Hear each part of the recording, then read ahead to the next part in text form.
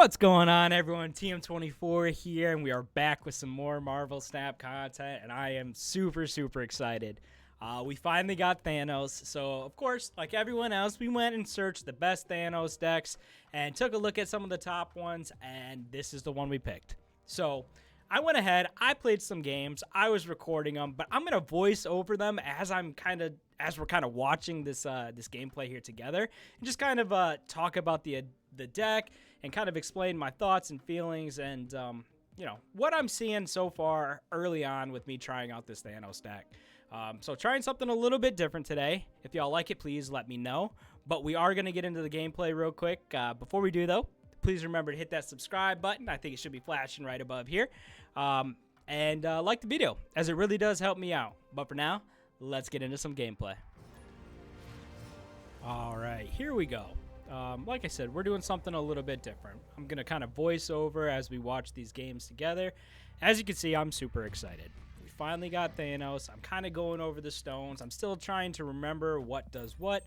Mind Stone feels great. You know, you're drawing a couple of stones into your hand.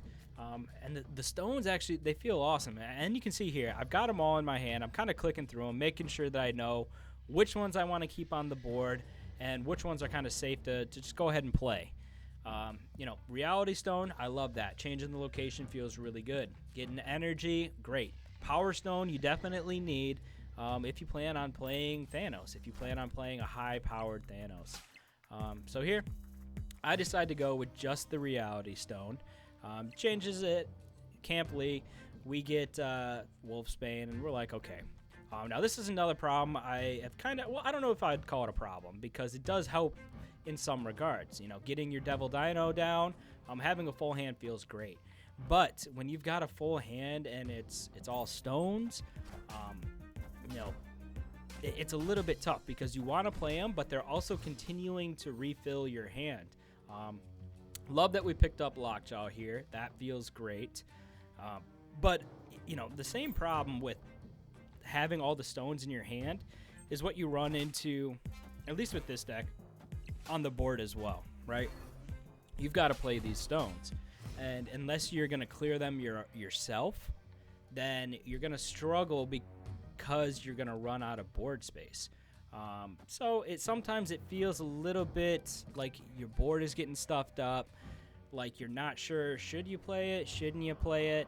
Like I said, I'm I just got Thanos this morning, hopped right into a couple of games with this deck. I love the power that Lockjaw brings. I mean, he feels great.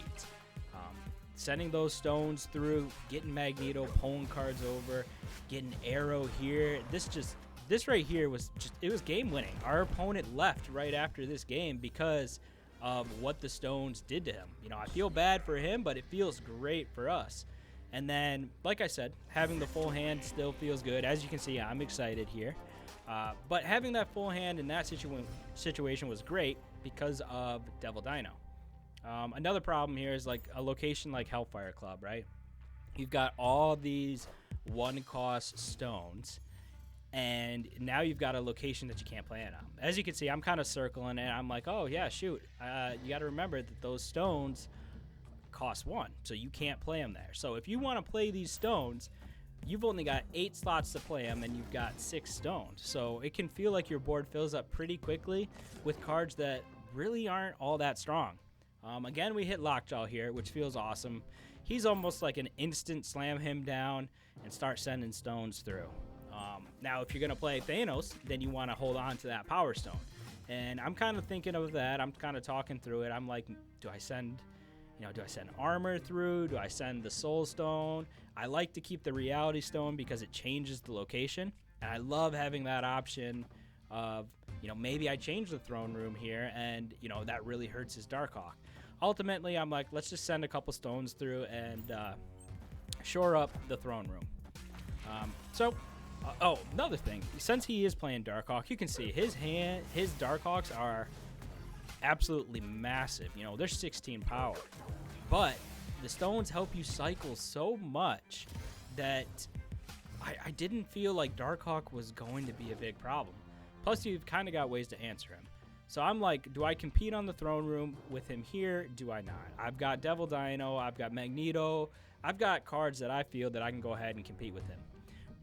Another point here, we do get Quinjet down, which feels awesome because all those stones cost 0. So now you can play them, but again, you're kind of running into the same thing where you got to be careful of your, your board space. Magneto feels really good in this deck as well. It gives you a little bit of control. As you can see here, I'm ultimately deciding to go with Magneto, and we're going to pull him over into the Hellfire Club. We are going to get the Reality Stone down, and I played the Power Stone. So we're sending a couple things through. He sees what we've got in our hand. He sees our Thanos, but ultimately, we're not too worried about that. Magneto comes down, it pulls his Darkhawk, and that feels amazing. All of a sudden, we've got the throne room. We switch up, and of course, we get a location that's like, let's just throw everything everywhere and see where it all winds up. So I'm praying for She-Hulk left. That's what I'm pointing at right now. Unfortunately, it goes right. But ultimately, that's not a bad thing. She-Hulk is a lot of power. And because we're drawing more cards, look at his Darkhawk now. They're both at 6 power. And we can continue to draw cards because we can continue to play. We can still play that Space Stone. So I'm like, easy. We just arrow everything to the middle. It's an empty lane. We'll draw another card with our Space Stone. Let's snap. This should be a nice, easy win. That's a good point to kind of bring up here. Arrow has felt really, really strong in this deck. For some reason, even though we're kind of filling up the board space, we seem to have the ability to play Arrow into a lane that's going to help us, that's going to allow us to win the game. One thing I am worried about here is if he were to play like a Rock Slide or something like that. He does have Zabu down, so he, theoretically could go Rock Slide and then, maybe a Sentinel, 9 power, would be tied in the middle, but he would end up winning Hellfire Club. We would end up winning Throne Room. Ultimately, I was like, I'm pretty sure we've got this. I don't see too much of a problem, even if he does play, Rock Slide or something like that. So I feel pretty good with this line of play. We end up pulling, I think it's a Dino here that pops out. So we draw a card as well. Look at those Darkhawks. They're only 4 power. So Darkhawk doesn't feel like it's a tough matchup. Obviously, we drew a bunch of stones. We played them. We kind of went through our deck, but that felt pretty good. So here's another thing. Quantum Tunnel. Man, that's just a free Lockjaw, and that feels amazing. So sending the Space Stone through there is instant. Space Stone is probably one of the best stones for Lockjaw, for Quantum Tunnel, because it allows you to still create that space. So you'll see here, Space Stone's going to go through. His Enchantress comes out. We're like, okay, whatever. We don't have anything. And we get our She-Hulk. But because of that Space Stone, we're allowed to go ahead and we can move She-Hulk, and that feels amazing. So Space Stone feels really, really strong. We go ahead. We're allowed to get She-Hulk out there. We get the Mind Stone down. We're drawing more stones, and we can continue to send these stones through the Quantum Tunnel. So that feels really, really good. Right here, I'm like, great. Now we've got a bunch of rocks. Now I've got a bunch of stones, and I'm kind of running into that same thing where, like, I don't have a ton of board space. I feel okay filling that lane completely simply because of the Space Stone, allowing me to move whatever comes out of that tunnel. So that's kind of what I'm going through here is, do I want to fill up this lane or not? Knowing I have the Space Stone, it's fine. We do have Lockjaw, but in this game, it doesn't matter because of Quantum Tunnel. We've got a free Lockjaw. So you can see we're sending them through, and we get some very, very poor, poor Quantum Tunnel pulls, couple of stones and a Sunspot. Luckily, we can still move one, so we're going to end up doing that. But as you can see here, we've got a lane that's completely filled. We've got a full hand, so we're not drawing any other cards. So we're like, okay, we need to play something. The extra energy that some of these stones allow, I don't remember which one exactly, feels great. As you can see, we get Magneto down on 5. We pull away from the Quantum Tunnel. All of a sudden, we have 12 power, -3 from the Goblin, of course. And now we're winning every single lane. So that still feels really, really strong. But here, I'm in the same kind of boat, right? We have all these cards in our hand that really aren't all that strong. He's playing Daredevil, so I'm a little bit afraid maybe he's got a Professor X or something like that. So I ultimately decide to go with Mr. Fantastic because he puts me out of Professor X range in every single lane there. I don't know if he's got it or not, but that is what I was playing around in this scenario. So we get him down, and then we kind of let him do his thing here. It's turn 5. We know we've got another turn coming up, but this is another thing is like we know we're drawing Chavez next turn. So it's either we play Chavez or maybe we play Lockjaw and a stone, but we know we've got a bunch of rocks in our deck. Maybe we play just the Reality Stone, but that doesn't feel all that good. So that's another thing is that sometimes you can get stuck with cards in your hand that feel, I don't want to say bad, but it doesn't feel like there's a ton of benefit there. In this case, he is able to pull an arrow, and it pulls our Mr. Fantastic. It's fine. We still have the power that we need in middle and on right. So we're ahead there. And I'm like, okay, I've got all these cards, but what I really want to do is take the tunnel back. So I'm like, do I even play? Having Sunspot there allows me to have that option to kind of just say, no, I don't need to play. I can just let Sunspot go. I should win the Quantum Tunnel unless he plays there. And if he plays there, he's got rocks in his deck. I've got rocks in my deck. I'm assuming he's going to take one of our other lanes, probably the Machine World, just because he's closer in power there. We feel pretty good about Subterranea, but, a Shang-Chi could always come out. And ultimately, I think that's what ends up happening. I think he plays Shang-Chi on this Subterranea. Yep. And we passed. And Sunspot came through, and he got his 6 power, and we ended up winning. And you can see there, it feels really good. I'm super excited. This deck is just a ton of fun to play. Aside from, your hand kind of filling up, playing a bunch of cards on the board that don't feel super strong, the deck feels great, honestly. I think it didn't take super long to kind of figure out how to play it and what was going on. It seems like a pretty quick learning curve. Of course, you do have to be careful with some of the stones. Some seem a little bit better than others, and some you want to keep, some you don't necessarily want to send through Lockjaw, especially if you're going to play Thanos, but, not too much of a learning curve there. So, overall, as I've been playing this deck, I see Cosmo come down, I'm like, great. I've got She-Hulk ready to go.